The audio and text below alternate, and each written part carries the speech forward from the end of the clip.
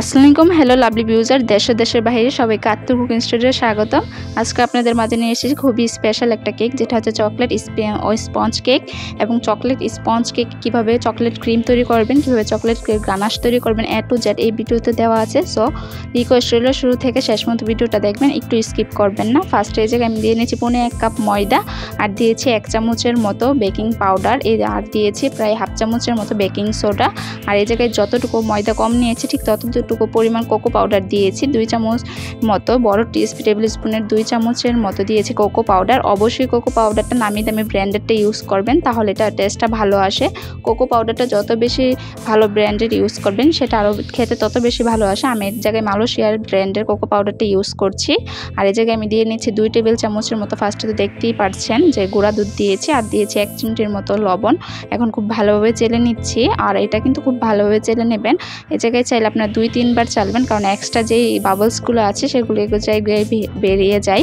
আর চালার উপরে মিশ্রণটা খুবই ভালোভাবে টেক্সচারটা তৈরি করতে ভালো হয়ে থাকে। আর দেখতেই পাচ্ছেন আমি এখন সব কিছু মিশিয়ে নিচ্ছি, নিয়ে আবার আমি ক্যামেরার বাইরে আবার চেলে নিয়েছি।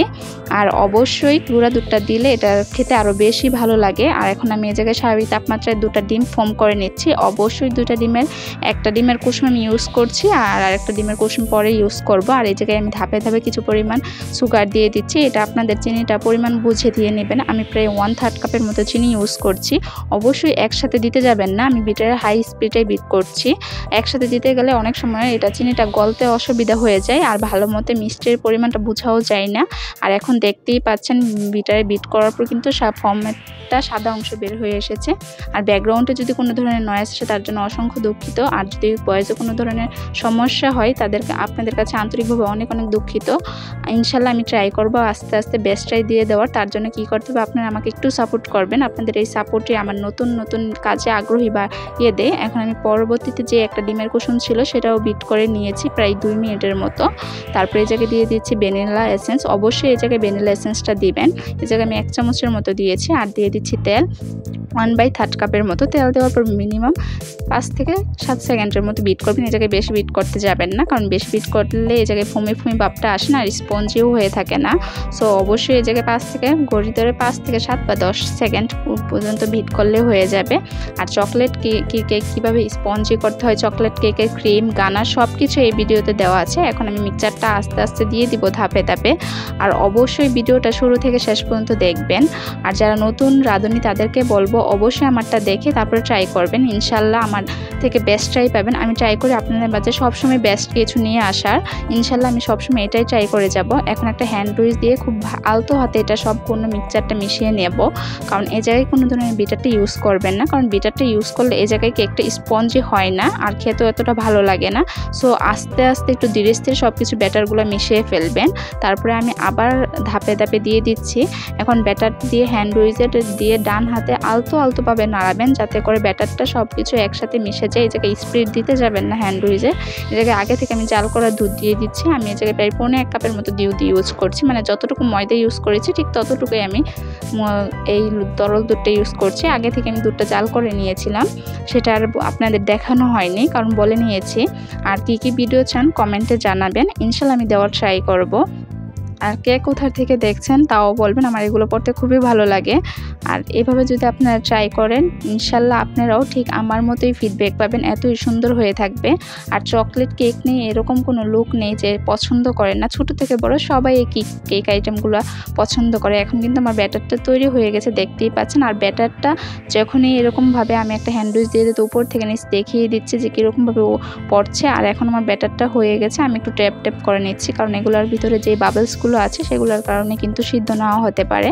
কারণ আমি আগে থেকে হাঁড়িটা হিটে দিয়ে রেখেছিলাম প্রায় আধা ঘন্টা আগে। এখন মিডিয়াম টু লো হিটে হিট করে নিব প্রায়, এখন দেখতেই পারবেন।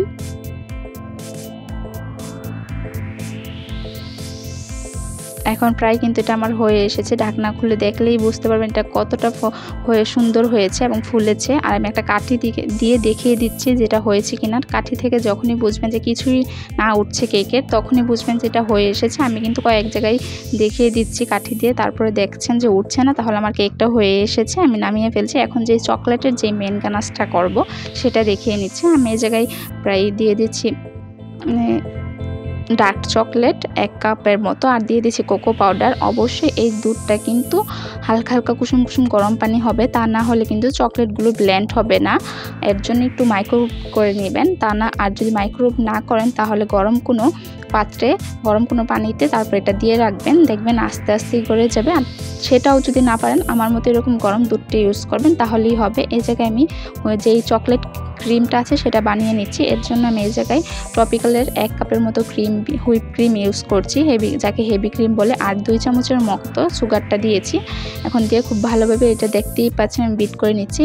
এটা কিন্তু আমার প্রায় হয়ে গেছে, 5 মিনিট বিট করলেই হবে হাই স্পিডে। আর এখন কিন্তু আমার এটা একটা নিচে আপনাদের দিয়ে বুঝিয়ে দিচ্ছে, এটা কিন্তু পড়ছে না, যখনই পড়বে না তখনই বুঝবেন আপনাদের ক্রিমটা হয়ে গেছে। আর চকলেট ক্রিমের মেন ইনগ্রিডিয়েন্টসটা বা মেন উপাদানটা হচ্ছে এই গানাশটা। এখন আমি এই গানাশটা দিয়ে তারপরে বিট করে নিচ্ছি। অনেকে বলতে পারেন যে এই জায়গায় কিন্তু কোকো পাউডার ইউজ করতে পারেন, কিন্তু না, এটা সম্পূর্ণ ভুল একটা আইডিয়া।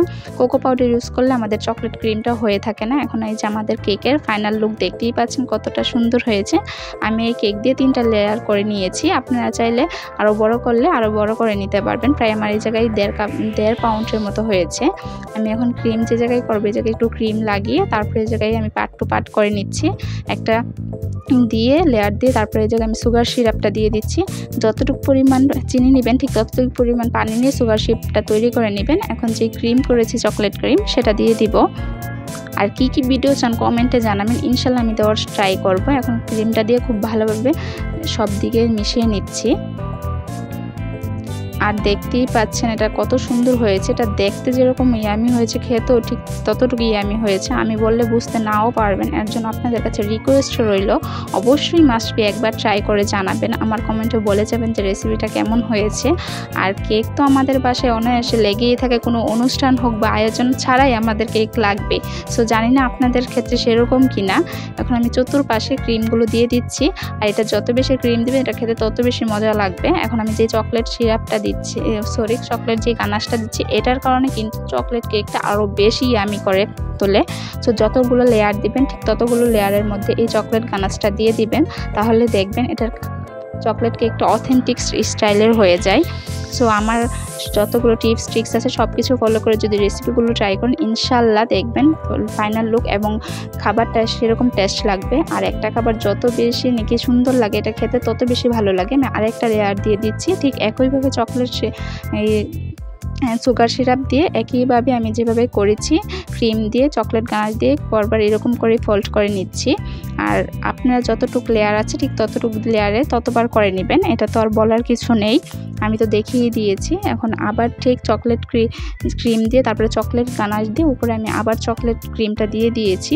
অনেক সময় এই জায়গায় মনে চকলেট গানাশের ক্লিপটা নেই, অ্যাড করা হয়নি বা তোলা হয়নি, তার জন্য আমি মুখেই বলে দিয়েছি। এই লেয়ারের পরে কিন্তু আমি এই জায়গায় চকলেট গানাশ দিয়ে আবার চকলেট ক্রিম দিয়ে তারপর আমি এটা ফ্রিজে রেখেছি।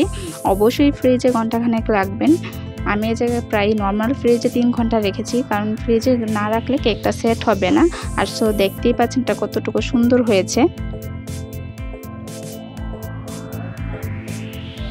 সো চকলেট ক্রিমটা দিয়ে দেখতেই পাচ্ছেন যে এটা কিন্তু আমি যত বেশি এখন ফ্রিজ থেকে নামার পর আমি আবার একটু ক্রিম দিয়ে এটা সেট করে নিচ্ছি, পরে আবার কিছুক্ষণের জন্য এটা ফ্রিজে রেখে দেব। এখন ফ্রিজে রাখার পর এটার ফাইনাল আমি প্রায় 3 ঘন্টার মতো রেখেছি। আপনারা কতটুকু রেখেছেন এটা জানি না।